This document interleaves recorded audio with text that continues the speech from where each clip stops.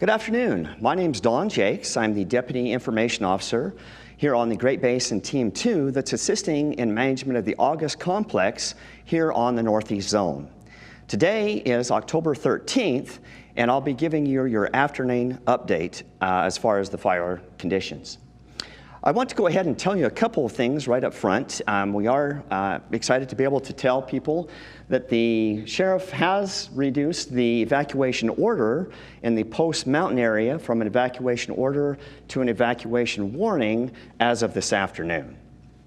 Also, there's some additional area that we'll be adding as far as containment here along the eastern portion, just kind of moving a little bit further to the east of where we've had some of the containment lines previous. So things are going well out on the fire, and we want to share that kind of up front. As far as the weather conditions today, we have had just kind of mild winds, but also we've had a drying trend and a little bit warmer temperatures than we had yesterday. Now I want to go ahead and orientate you to the map, and we'll talk a little bit about some of the specific things that have happened on the fire today. Again, Redding is off to the eastern portion of the fire. This is Highway 36 as it continues just kind of north of the fire area, through the fire itself, and then as it continues off to the west and over to the town of Fortuna.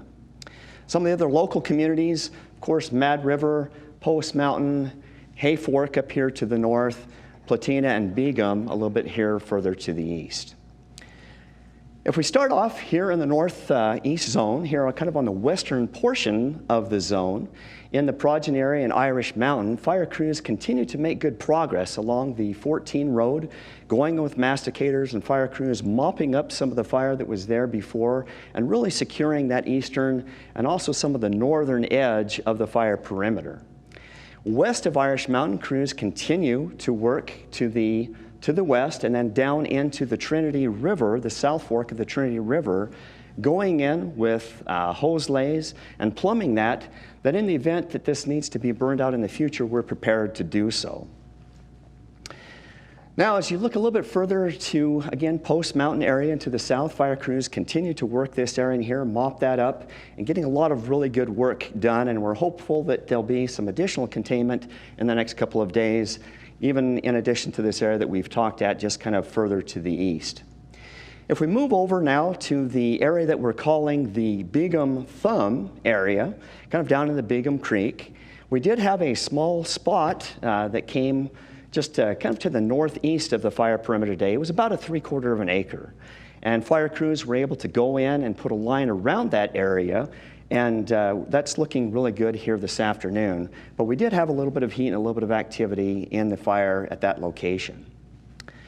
Now as we progress further to the south, kind of here in the Pony Buck Mountain and in the 2017 Buck Fire Scar, fire crews have continued to work this area just to the south along the fire perimeter itself, going in and mopping up any of the areas of heat that are in this section here, but the rest of the fire area is actually looking really cooled down, and that it's looking good, that we're anticipating that will not be a problem moving further to the north.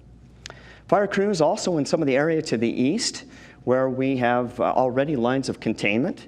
They are going in and now pulling some of the hoses, some of the equipment, pumps and so forth that they have had for utilization of containing this fire, making that available for other locations. So again, things are looking really good this afternoon. We appreciate you tuning in. If you have additional questions about the fire, please go to the August Complex INSEE webpage or look at the Six Rivers, Shasta Trinity, and the Mendocino National Forest Facebook page. Thanks for watching this afternoon.